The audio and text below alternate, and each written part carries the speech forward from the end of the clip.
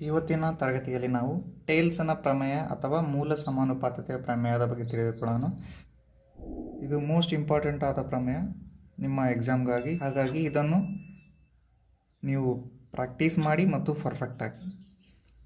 ಮೊದಲಿಗೆ ಹೇಳಿಕೆ: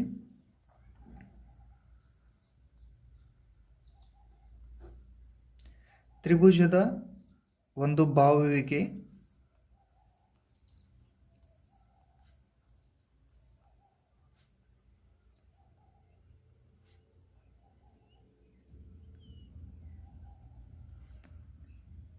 ಸಮಾಂತರವಾಗಿ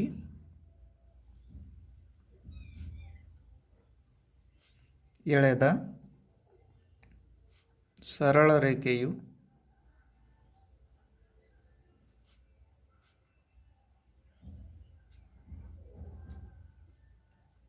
ಉಳಿದೆರಡು ಬಾಹುಗಳನ್ನು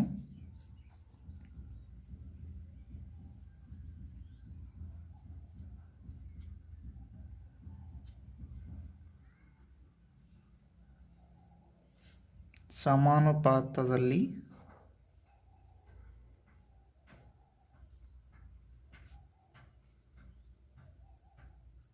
ವಿಭಾಗಿಸುತ್ತದೆ.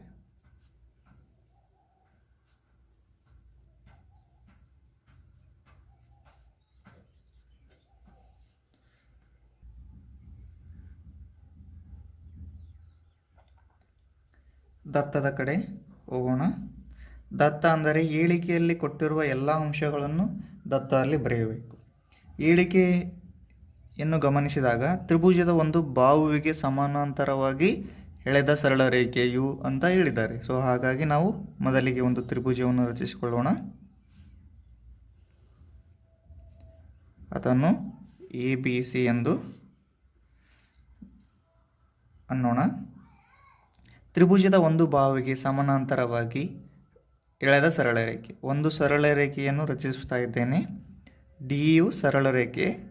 ಈ DU BCಗೆ ಸಮಾನಾಂತರವಾಗಿ ರಚಿಸಲಾಗಿದೆ. ಈ D ಎನ್ನುವುದು AB ಮತ್ತು AC ಉಳಿದೆರಡು ಬಾಹುಗಳು AB ಮತ್ತು ACಯನ್ನು ಸಮಾನುಪಾತದಲ್ಲಿ ವಿಭಾಗಿಸುತ್ತದೆ ಎಂದು ತೋರಿಸಬೇಕಾಗಿದೆ. ಸೊ ಹಾಗಾಗಿ ತ್ರಿಭುಜ ABCಯಲ್ಲಿ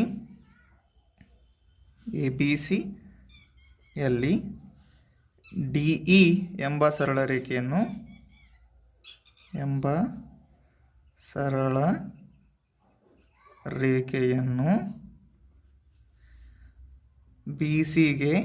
BC ಬಾಹುವಿಗೆ BCಗೆ ಸಮಾಂತರವಾಗಿ ರಚಿಸಲಾಗಿದೆ, ಎಳೆಯಲಾಗಿದೆ. ಅಥವಾ ನೀವು ಈ ಥರನೂ ಬರಿಬೋದು, DE ಸಮಾಂತರ BC. ಓಕೆ, ನೆಕ್ಸ್ಟ್ ನಾವು ಏನನ್ನು ಸಾಧಿಸಬೇಕು ಆ ಕಡೆ ಹೋಗೋಣ. ಸಾಧನೀಯ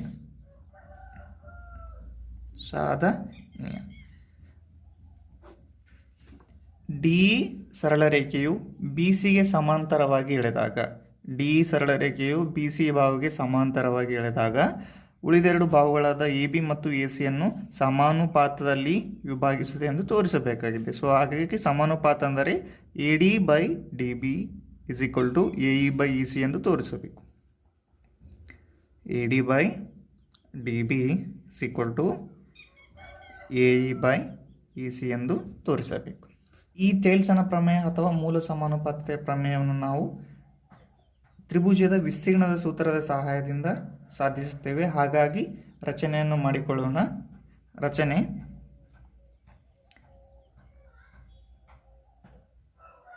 DM ಲಂಬ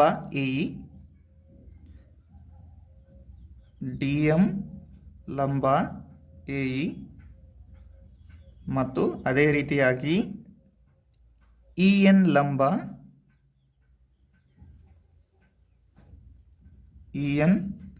ಲಂಬ AD ಬಾಹುವಿಗೆ ಎಳೆಯಿರಿ.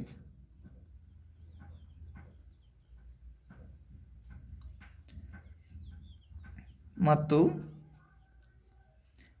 BE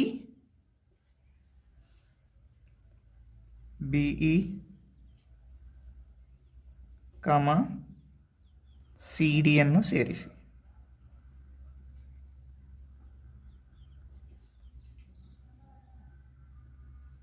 ಹಂತ ಸಾಧನೆ. ನಾವು ತೋರಿಸಬೇಕಾದದ್ದು AD/DB = AA/AC. ಹಾಗಾಗಿ ಮೊದಲಿಗೆ 2 ತ್ರಿಭುಜಗಳನ್ನು ನಾವು ಪರಿಗಣಿಸೋಣ.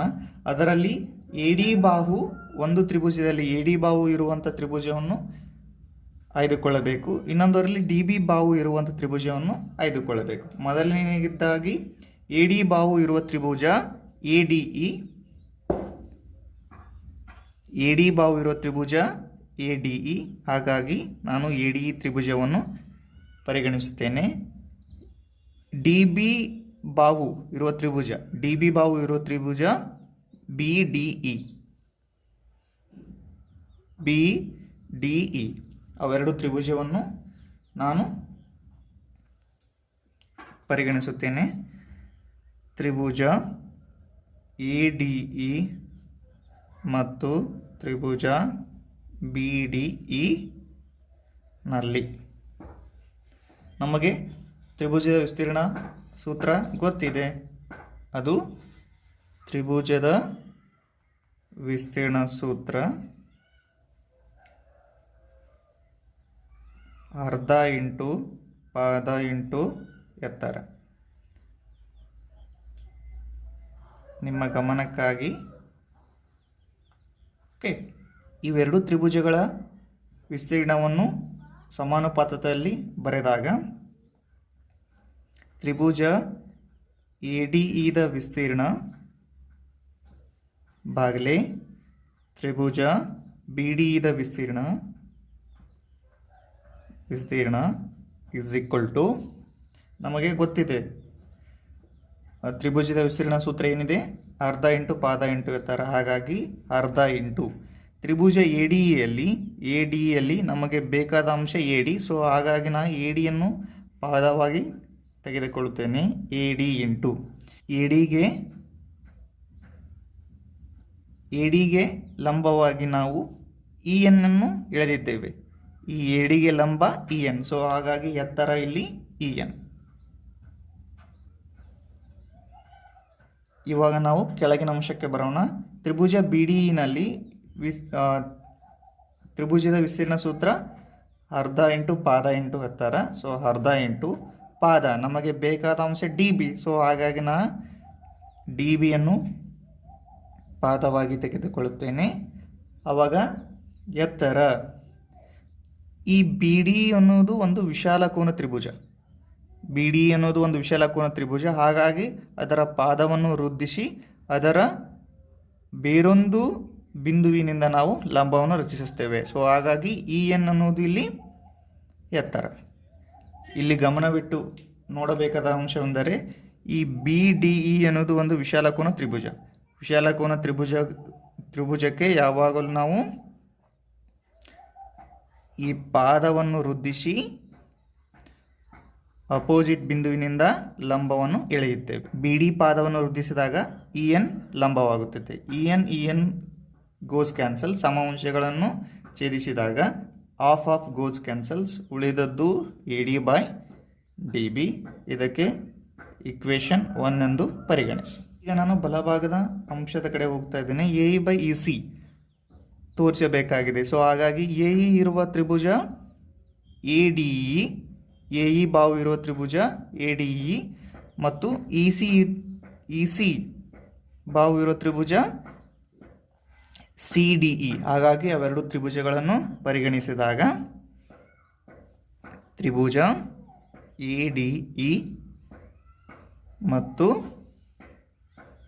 ತ್ರಿಭುಜ CDE ನಲ್ಲಿ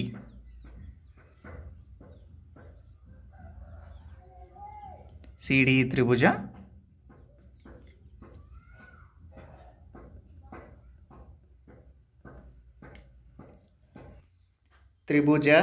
ADEದ ವಿಸ್ತೀರ್ಣ ಬಾಗಿಲೆ ತ್ರಿಭುಜ CDEದ ವಿಸ್ತೀರ್ಣ = ನಮಗೆ ತ್ರಿಭುಜದ ವಿಸ್ತೀರ್ಣ ಸೂತ್ರ ಗೊತ್ತಿದೆ. ಅದು ಅರ್ಧ ಇಂಟು ಪಾದವನ್ನು ನಾನು AE ಎಂದು ಪರಿಗಣಿಸ್ತೇನೆ. ತ್ರಿಭುಜ ADEನಲ್ಲಿ AEಯನ್ನು ಪಾದ ಎಂದು ಪರಿಗಣಿಸಿದಾಗ ಇದರ ರಚನೆ ಪ್ರಕಾರ ಎಗೆ ಲಂಬ DM. ಸೊ ಹಾಗಾಗಿ ಎತ್ತರವನ್ನು ನಾನು DM ಎಂದು ಪರಿಗಣಿಸುತ್ತೇನೆ. ತ್ರಿಭುಜ CDEನಲ್ಲಿ ಅರ್ಧ ಇಂಟು ಪಾದವನ್ನು ನಾನು EC ಎಂದು ಪರಿಗಣಿಸಿದಾಗ ಇದು ಕೂಡ CDE ಎನ್ನುವುದು ಒಂದು ವಿಶಾಲಕೋನ ತ್ರಿಭುಜ. ಹಾಗಾಗಿ ನಾವು ಪಾದವನ್ನು ವೃದ್ಧಿಸಿ ಅದರ ಅಪೋಸಿಟ್ ಬಿಂದುವಿನಿಂದ ಲಂಬವನ್ನು ಎಳೆಯಬೇಕಾಗುತ್ತದೆ. ಸೊ ಹಾಗಾಗಿ EC ಪಾದವಾದರೆ DM ಎತ್ತರವಾಗುತ್ತದೆ. ಸಮಾಂಶಗಳನ್ನು ಛೇದಿಸಿದಾಗ DM goes cancels, half of goes cancels. AE divided by EC. ಇದನ್ನು ಇಕ್ವೇಷನ್ 2 ಎಂದು ಪರಿಗಣಿಸೋಣ. ಈಗಾಗಲೇ ನಮಗೆ ಗೊತ್ತಿರೋ ಪ್ರಕಾರ 9ನೇ ತರಗತಿಯಲ್ಲಿ ಕಲಿತ ಪ್ರಮೇಯದ ಪ್ರಕಾರ ಒಂದೇ ಪಾದದ ಮೇಲೆ ನಿಂತಿರುವ ಒಂದೇ ಸಮಾಂತರಗಳ ನಡುವೆ ಇರುವ ತ್ರಿಭುಜಗಳ ವಿಸ್ತೀರ್ಣಗಳು ಸಮವಾಗಿರುತ್ತವೆ. ಹಾಗಾಗಿ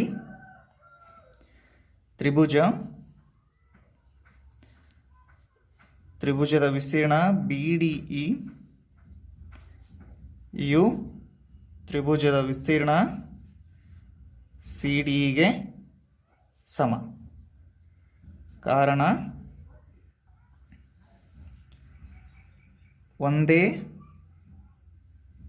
ಪಾದದ ಮೇಲೆ ನಿಂತಿರುವ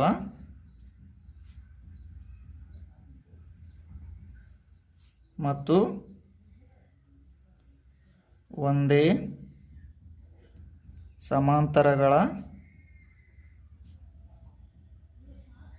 ನಡುವೆ ಇರುವ ತ್ರಿಭುಜಗಳ ವಿಸ್ತೀರ್ಣಗಳು ಸಮವಾಗಿರುತ್ತವೆ.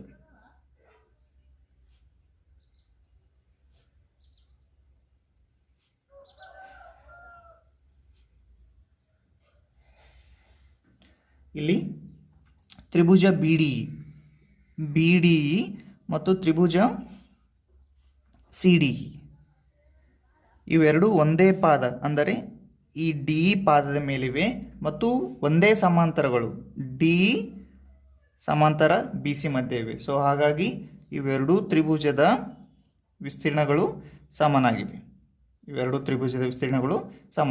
ಹಾಗಾಗಿ ತ್ರಿಭುಜದ ವಿಸ್ತೀರ್ಣ BDE = ತ್ರಿಭುಜದ ವಿಸ್ತೀರ್ಣ CDE ಆಗಿದೆ. ಫಲಿತಾಂಶ 1, 2 ಮತ್ತು 3ರಿಂದ ನಾವು ನೋಡಿ, ಫಲಿತಾಂಶ 1ರಲ್ಲಿ ತ್ರಿಭುಜದ ವಿಸ್ತೀರ್ಣ AD ಇದೆ. ಫಲಿತಾಂಶ 2ರಲ್ಲಿ ತ್ರಿಭುಜದ ವಿಸ್ತೀರ್ಣ ADE ಇದೆ. ಇದು D ಆಗಬೇಕು, ADE ಇದೆ. ಓಕೆ, ನಮಗೆ ಫಲಿತಾಂಶ 3ರ ಪ್ರಕಾರ ಈ ತ್ರಿಭುಜದ ವಿಸ್ತೀರ್ಣ CDE ತ್ರಿಭುಜದ ವಿಸ್ತೀರ್ಣ BDಗೆ ಸಮ ಇದೆ. ಹಾಗಾಗಿ ಫಲಿತಾಂಶ 1, 2, 3ರಿಂದ AD/DB = AE/ECಗೆ ಸಮ ಎಂದು ಸಾಧಿಸಿದೆ. ಫಲಿತಾಂಶ 1, 2, 3ರಿಂದ AD/DB = AE/EC ಎಂದು ಸಾಧಿಸಿದೆ.